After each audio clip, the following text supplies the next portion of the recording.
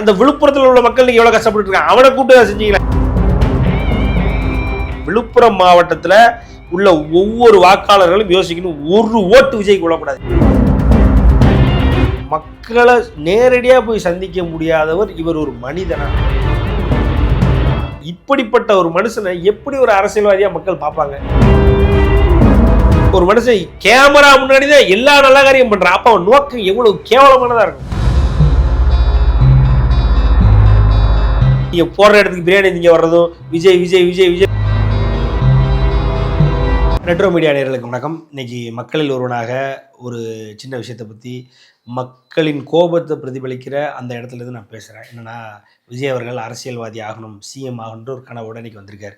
அந்த கனவு அவருக்கு ஏறக்குறைய சின்ன வயசுலேருந்தே அவங்க அப்பாவால் பூத்தப்பட்டு இன்றைக்கி அவர் வந்து ஒரு சிஎம் ஆகணுன்ற ஆசையில் இன்றைக்கி மாநாடெல்லாம் போட்டு சொந்த காசு செலவு பண்ணி அவர் தான் உச்சத்தில் இருக்குன்னு சொல்லிகிட்டு இருக்காரு. ஸோ அவர் அந்த ஏறக்குறைய அந்த மாநாட்டில் ஒரு 5 பேரோ 6 பேரை இறந்து போனாங்க. அந்த 5-6 பேர் இறந்த ஒரு விஷயத்தை கூட அந்த மாநாட்டில் அவங்களுக்கு ஒரு இரங்கல் கூட தெரிவிக்காமல் விஜய் அவர்கள் இருக்கும் பொழுதே, என்னை போன்றவர்கள் இன்னும் பல பேர் மக்களாக உண்மையிலே அவர் மேலே இருக்கிற வன்மத்தெல்லாம் தூக்கி வச்சுக்கிட்டு நியாயமான கேள்வியாக கேட்டான். ஒரு 5 பேர் மாநாட்டுக்கு வர்ற வழியில் இறந்துருக்காங்களே, அவங்களுக்கு ஒரு இரங்கல் கூட தெரிவிக்காத ஒரு மனிதரா நீங்கள் அப்படின்னு கேட்கும் பொழுது, அது நாங்கள் கேட்கக்கூடிய கேள்வியினுடைய ஆக்ரோஷம், அந்த வீரியத்தை பார்த்துட்டு அதுக்கப்புறம் அப்பவும் அவரு போய் பார்க்க போகலை இறந்தவங்க வீட்டில். புஷியானந்த் அனுப்புனார். புஷியானந்த் அனுப்பி பார்த்தார். ஸோ இது நடந்தது. அதே மாதிரி இன்றைக்கி பார்த்திங்க அப்படின்னா இன்னொரு விஷயத்தை பண்ணியிருக்காரு. என்னென்னா, அதாவது ஒரு 5 பேர் அவருடைய கட்சியில் ஒரு 5 பேர் இருக்கிறாங்க. அந்த 5 பேரை வச்சுக்கிட்டு டிபி சத்திரத்தில் ஒரு 300 பேரை கலெக்ட் பண்ணுங்கள். டிபி சத்திரத்தில் மழை வெள்ளத்தினால பாதிக்கப்படுற ஒரு குடும்பங்கள்லேருந்து ஒரு 300 பேரை கலெக்ட் பண்ணி பஸ்ஸில் ஏற்றி கூட்டுவாங்க அப்படின்னு சொல்லி கூட்டு வர வச்சு, இவர் வீட்டில் வச்சு இவர் வந்து அந்த ப்ரமோஷன் என்னென்னா எல்லாத்துக்கும் அரிசி கொடுக்குற மாதிரியும் மளிகை ஜாமான் கொடுக்குற மாதிரியும் பண்ணியிருக்காரு. என்ன விஷயம்னா, இவர் ஒருத்தர் தான் நலத்திட்டம் பண்ணுறாரா அப்படின்னா இல்லை. இன்றைக்கி சாதாரண அவனால் முடிஞ்ச ஒவ்வொருத்தரும் எவ்வளோ அவங்க சக்திக்கு மீறி பண்ண முடியுமோ பண்ணிகிட்ருக்காங்க. சரி, இவர் ஒரு சிஎம் ஆக போகணும், நான் வந்து எப்படியாவது அந்த சிஎம்ன்ற பதவியை அடைஞ்சிடணும்னு நினைக்கிற இவர் ஒரு மக்களுக்கு பிரச்சனைங்கும் பொழுது மக்களை நேரடியாக போய் சந்திக்க முடியாதவர் இவர் ஒரு மனிதனா? ரெண்டாவது, இவர் ஒரு மனிதனே இல்லாமல் இருக்கும் பட்சத்தில் இவரை எப்படி மக்கள் வந்து ஒரு அரசியல்வாதியாகவும் ஒரு சிஎம்மாகவும் வச்சு பார்ப்பாங்க? என்னன்னா, ஒரு மக்களுக்கு பிரச்சனை இருக்கும் பொழுது மக்களை அவங்க இடத்துல போய் பார்க்க தவறிய ஒரு மனிதன் முதல்ல மனிதனான்ற ஒரு கேள்வி எழுமா இல்லாத. இப்போ உங்களுக்கே வந்து ஒரு உடம்பு சரியில்லை அப்படின்னா, நான் வந்து உங்கள் வீட்டில் வந்து உங்களை பார்க்குறது இங்கிதமா? அதுதான் தமிழ் பண்பாடா? அப்படி இல்லைன்னா உங்களை வர வச்சு என் வீட்டுக்கு வந்து நீங்கள் வாங்கிட்டு போங்க, உங்களுக்கு உடம்பு சரியில்லைன்னு கேள்விப்பட்டேன், என் வீட்டுக்கு வாங்க, வந்து நான் உங்களுக்கு ஆரஞ்சு பழமும் பிஸ்கட்டும் ஆப்பிளும் ஹார்லிக்ஸும் கொடுக்குறேன், அதை நீங்கள் வாங்கிட்டு போங்கன்னா நீங்கள் வருவீங்களா? இது எந்த மாதிரியான மாண்பு? ஒரு தமிழ் ரத்தம் ஊறுகின்ற ஒரு மனிதனால் இதை இந்த மாதிரி செய்ய முடியுமா? இதெல்லாம் யார் விஜய்க்கு சொல்லிக் கொடுக்குறான்னு தெரியல. அதாவது எப்படி மாநாட்டில் அவரை பார்க்க வந்தவன் இறந்து போனவனுக்கு ஒரு ஆறுதல் சொல்ல ஒரு இரங்கல் தெரிவிக்க நேரம் இல்லாமல் விஜய் அகம்பாவத்தில் தான் உச்சம்னு தன்னை மட்டுமே ப்ரொமோட் பண்ணாரோ, இன்னைக்கு அதே மாதிரி புயல் வெள்ளத்தால் பாதிக்கப்படுற மக்களை அவங்க வீட்டுக்கு போய் நேராக பார்க்க முடியாமல் அவங்கள வர வச்சு இவர் இங்கே ஃபோட்டோ ஷூட் நடத்திட்டு இருக்காரு. இதெல்லாம் எவ்வளவு கேவலம் தெரியுமா? இதெல்லாம் வந்து ஒரு மனிதத்தன்மையற்ற செயல். இப்படிப்பட்ட ஒரு மனுஷனை எப்படி ஒரு அரசியல்வாதியாக மக்கள் பார்ப்பாங்க? எப்படி நாளைக்கு சிஎம் ஆகணும்னு மக்களுக்கு தோணும்? இது ஒரு ஒரு எவ்வளவு பெரிய ஒரு முட்டாள்தனம், ஒரு கூமுட்டத்தனம்னு தெரியாமல் விஜய் இதை பண்ணிட்டு இருக்காருன்றது எனக்கெல்லாம் ஒரு பெரிய ஷாக்கு. என்னன்னா, அவர் வந்து ஒரு நெப்போ கிட்டு தான், ஒரு ரிச் கிட்டு தான். அவரால் கசகசன்னு ஒரு இடத்துக்கு போக முடியாது. மக்களாக அவரால் இருந்து பழக்கம் இல்லாதவர், ஏசிலே வாழ்ந்தவர். ஆனால் இன்னைக்கு சிஎம் ஆக போகிறோன்னு இன்னைக்கு அரசியலில் வந்துட்டும் கூட மக்களை சந்திக்க முடியாத ஒரு மனுஷனாக விஜய் இன்னும் இருப்பார் அப்படின்னு நான் நினைக்கவே இல்லை. உண்மையிலே இது வந்து அவர் மேலே மக்களுக்கு இருந்த அபிப்பிராயமே கம்மி தான், கொஞ்சம் தான். அதை முழுக்க ஜீரோ ஆக்கிறதுக்கான வேலையை விஜயை பார்த்துக்கிட்டு இருக்காரு. அதாவது மக்கள் கொஞ்சம் நம்பிக்கையும் விஜய் மேலே விட்டுட்டாங்க அப்படின்றது தான் இன்னைக்கான அவர் செய்த செயல் வந்து காட்டுகிறது. இதெல்லாம் அவர் எவன் சொல்லி கொடுக்குறான், என்ன ஏந்திரல, சொல்கிறவன் முட்டாளா இல்லை கேட்டுக்கிட்டு இவர் தான் இந்த முட்டாத்தனம் பண்ணிட்டு இருக்காருன்னு ஒன்றுமே புரியல. ஏன்னா இன்னைக்கு மக்கள் ஃபுல்லாக கொதிச்சுட்டான். அதாவது இன்னும் மக்கள் என்ன சொல்றாங்கன்னா, அந்த 300 பேர் வீட்டுக்கு போனாங்களா, அவங்கள கேள்வி கேட்கிற அளவுக்கு, ஏன்னா அவன் பெரிய ஜமீன்தாரா, அவன் கூப்பிட்டாலும் நீங்களும் அவன் வீட்டு வாசல்ல போய் கையேந்தி நின்றுருக்கீங்களே அப்படின்ற அளவுக்கு இன்னைக்கு ஒவ்வொருத்தரும் அந்த போன 300 பேர் இருக்காங்களா, அவங்கள திட்டிட்டு இருக்க அளவுக்கு மக்கள் வந்து இன்னைக்கு வெறுப்பாயிட்டாங்க. என்ன விஷயம்னா, இன்னைக்கு உதயநிதி மேல 1000 நமக்கு மாறுபட்ட கருத்துக்கள், ஆட்சியில மாறுபட்ட கருத்துக்கள் இருந்தாலும் இன்னைக்கு களத்துல நிக்கிறாரு உதயநிதி. ஸோ அந்த இடத்துல விஜய் இருந்திருந்தாருன்னா இன்னைக்கு விஜயனுடைய ஒரு மக்களுக்கு வந்து விஜய் மேலே ஒரு ஒரு ஒரு வேற மாதிரியான மரியாதை வந்திருக்கு. ஆனா விஜய் அவர் விஜய் தான். அந்த சுறா என்ன சொல்றது, அந்த வேட்டைக்காரன்ல மட்டும் மக்களோட மக்களா இருக்கிற மாதிரி காக்கைக்கெல்லாம் கூடுண்டு அது இதுண்டு அவங்கள அப்படியே பிடிச்சிட்டு அப்படி நடந்து போயிட்டா போதுமா? அவர் அந்த விஜயா தான் இன்னும் இருக்காரு. எங்கனாலுமே படங்களுக்காகவும் போட்டோ ஷூட்டுகளுக்காகவும் நீங்க யோசிச்சு பாருங்களேன், விஜயினுடைய எல்லா நல்ல விஷயங்களும், அதாவது அவர் அவர் பண்ற நல்ல விஷயங்கள், தான தர்மங்கள்லாம் ப்ராப்பர் வீடியோ ஹெச்டி ஃபுட்டேஜோட வெளியில வருது. எப்படி வருது? ஒரு மனுஷன் இன்னொருத்தனுக்கு நல்லது பண்ணணும்னு நினைச்சான்னா இந்த கையில கொடுக்கறது இந்த கைக்கு தெரியாம பண்ணணும் அப்படின்றத தமிழர் கலாச்சாரம், தமிழ் பண்பாடே அதுதான். ஆனா ஒரு மனுஷன் கேமரா முன்னாடிதான் எல்லா நல்ல காரியம் பண்றான். அப்ப அவன் நோக்கம் எவ்வளவு கேவலமானதா இருக்கும், எவ்வளவு மட்டமானதா இருக்கும். இதைத்தான் விஜய் வந்து காலங்காலமா பண்ணிட்டு இருக்காரு. நம்ம பல பேர்ட்ட சொல்லிக்கிட்டே இருக்கோம். அது இன்னைக்கு மக்களுக்கு புரிஞ்சு போச்சு. இன்னைக்கு இவர் பண்ண செயல் வந்து கம்ப்ளீட் ஒரு ஒழுங்கினம். அதாவது மக்கள் கஷ்டப்படுற மக்களை அவனே வீடை வந்து ஒதுங்க வச்சுட்டு அது இது வீட்டில் என்னென்ன பொருள் அழிஞ்சிருச்சு, என்ன பொருள் வந்து தேவையில்லை, என்னடா ஃபியூச்சர் அப்படின்னு நினச்சிட்டு இருப்பான். அவனுக்கு நீங்க வீட்டுல போய் ஒரு 1000 2000 கொடுத்துருந்தா எப்படி இருக்கும்? அவனை நீங்க வாங்க, நான் வீட்டை விட்டு வெளியில வரமாட்டேன், ஏன்னா எனக்கு வீட்டை விட்டு வெளியில மக்களோட மக்களா இருக்கிறது பிடிக்காது, ஏன்னா நீங்க என் வீட்டுக்கு வாங்க, வந்து நான் கொடுக்குற 5 10 வாங்கிட்டு போங்க அப்படின்னா அவன் எவ்வளவு கஷ்டப்படுவான். அவனுக்கு தேவைதான், வேற வழி இல்லை. அவனும் நீங்க ஏத்துற பஸ்ல ஏத்திட்டு வாயை மூடிட்டு வந்துட்டு தான் போகணும் இல்லைங்களே.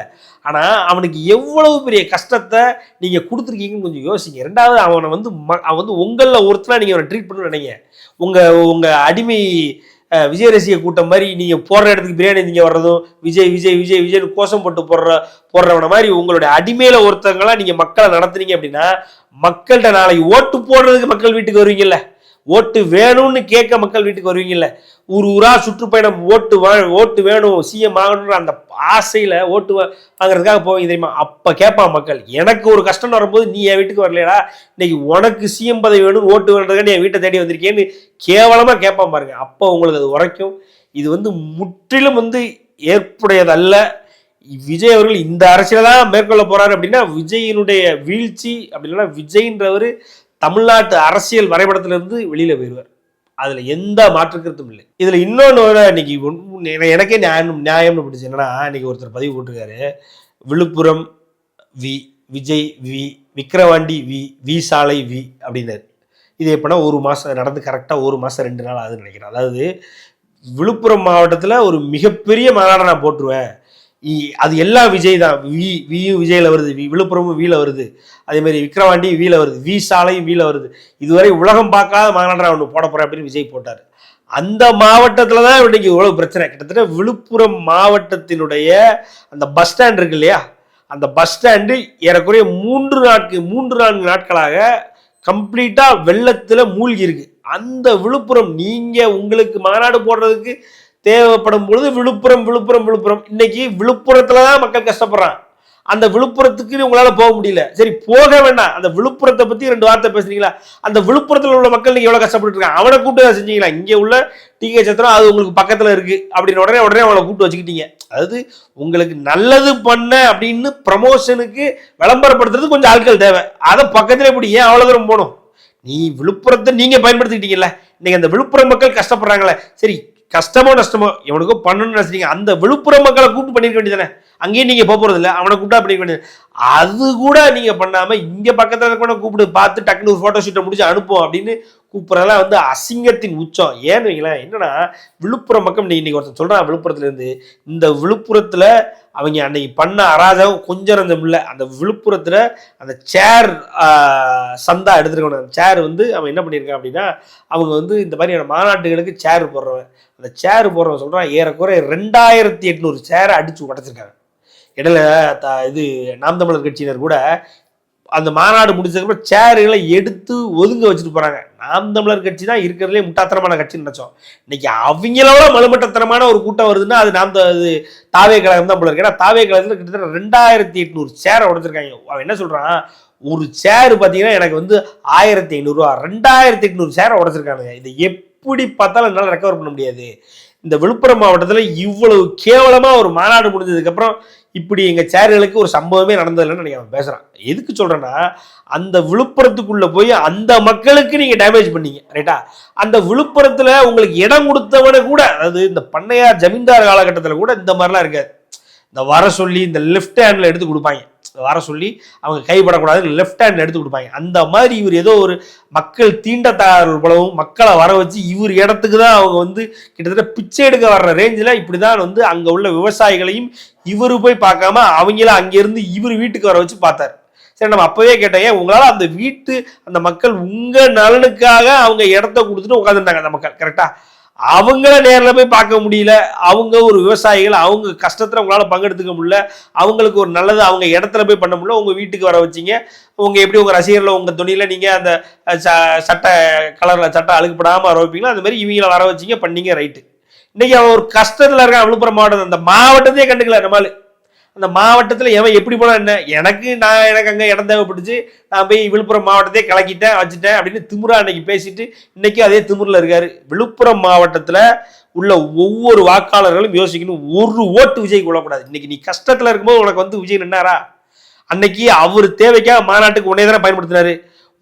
ஊரை தானே இல்லாமல் ஆக்கினாங்க, இவங்க ஆக்கினாங்களா இல்லையா? அன்னைக்கு வந்தவங்க மாவட்டத்தை அந்த ஏரியாவே வந்து எவ்வளவு கேவலப்படுத்தமோ படுத்திட்டு போனா, அன்னைக்கு அவன் தேவைக்கு விழுப்புரம் மாவட்டம் தேவைப்பட்டுச்சு. இன்னைக்கு ஓன் தேவைக்கு அந்த மக்கள் அந்த படுற கஷ்டத்தை பார்க்காத இவர் ஒரு தலைவனா? அதனால விழுப்புரம் மாவட்டத்தினுடைய ஒவ்வொரு வாக்காளர்களும் கண்டிப்பா நல்லா யோசிக்கணும். நோட்டா ஓட்டு போட்டாலும் போடுவோம் இல்லையே, ஒரு ஓட்டு தாவைக்காக விடக்கூடாதுன்னு ஒவ்வொரு விழுப்புரம் வாக்காளர்களும் மனசுல வச்சுக்கணும். இது ஏன்னா சும்மா விஜய் மேல உள்ள வன்மத்துல பேசுறேன் அப்படின்னு நீங்க நினைக்க வேண்டாம். நான் கேட்கிற கேள்வியில ஒரு தவறு இருக்கு, அதை பாருங்க. கேள்வியில் உள்ள நியாயத்தை பாருங்க. நீங்க அந்த கேள்வியை நீங்களும் விஜய் தரப்புல எவன் வந்தாலும் வீட்டுக்குள்ள விடாம வெளியில நிக்க வச்சு நீங்க இந்த கேள்வியை கேளுங்க.